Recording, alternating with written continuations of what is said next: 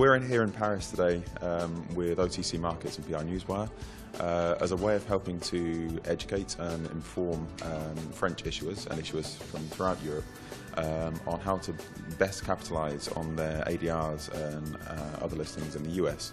Those two things don't really...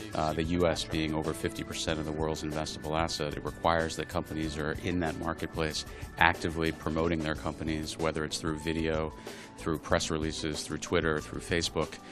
Companies can no longer just post things on their website and hope that people will come and find that information. U.S. companies, there are some fantastic tools which allow that to happen. Back when I was a young man, many of the tools were available were purely text-based, and the press release wound up as a text on a screen or on a printer.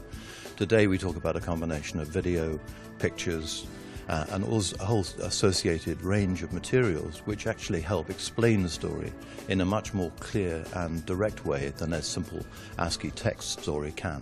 These are fighting for investment dollars. We're hoping that issuers take away from today that there's a lot of work that goes in to getting information and new investors. You know, there's 65,000 equities around the world, and all of those companies are fighting for investment dollars. What we've seen is a massive... Many companies are really good at the pull, so they create great websites, they create great annual reports, they create great presentations, and they're really good at roadshows, for example. What many companies are less good at is what we call the push. What we mean by that is actually taking the message of the company, maybe the equity story, the governance story, the remuneration story, and pushing that directly towards investors. And so if issuers take that away, that there's a little bit of work that needs to be done, not a lot, but to engage the U.S. investment community, I think the event will be a success. If you target the correct audience with the message you're trying to spread, if you reach out to that US audience, then you're going to see very quick and very noticeable results.